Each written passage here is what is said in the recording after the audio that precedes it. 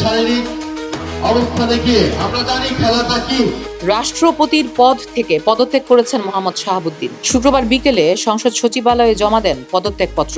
সংবিধান অনুযায়ী নতুন রাষ্ট্রপতি নির্বাচিত না হওয়া পর্যন্ত স্পিকার হাফিজউদ্দিন আহমেদ ভারপ্রাপ্ত রাষ্ট্রপতির দায়িত্ব পালন করবেন। রাষ্ট্রপতির পদ শূন্য হওয়ার পর 90 দিনের মধ্যে জাতীয় সংসদকে নতুন রাষ্ট্রপতি নির্বাচন করতে হবে।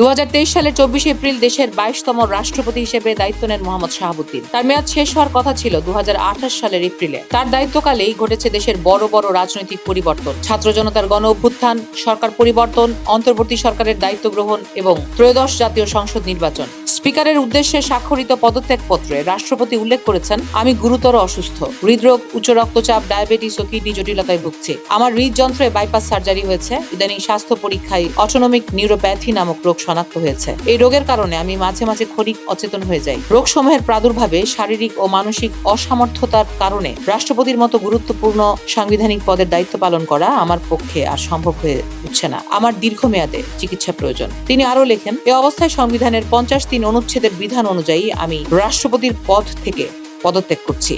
এদিকে শুক্রবার এক অনুষ্ঠানে বিরোধী দলীয় চিফ হুইপ নাহিদ ইসলাম জানিয়েছেন, বিএনপি সরকার ক্ষমতায় আসার পরপরই উচিত ছিল ফ্যাসিস্টের দোসর রাষ্ট্রপতি শাহাবুদ্দিন চুপ্পুকে অপসারণ করে তাকে বিচারের মুখোমুখি করা। আমরা এখানে এসে জানতে পারলাম রাষ্ট্রপতি শাহাবুদ্দিন চুপ্পু শারীরিক অসুস্থতা দেখিয়ে আজ পদত্যাগ করেছেন। আমরা এই জুলাই পদযাত্রা থেকে বলছি, এই দুর্নীতিবাজ রাষ্ট্রপতি যাতে কোনোভাবেই সেফ এক্সিট বা নিরাপদে দেশ থেকে পালাতে না পারে, সেজন্য সবাইকে সজাগ থাকতে হবে।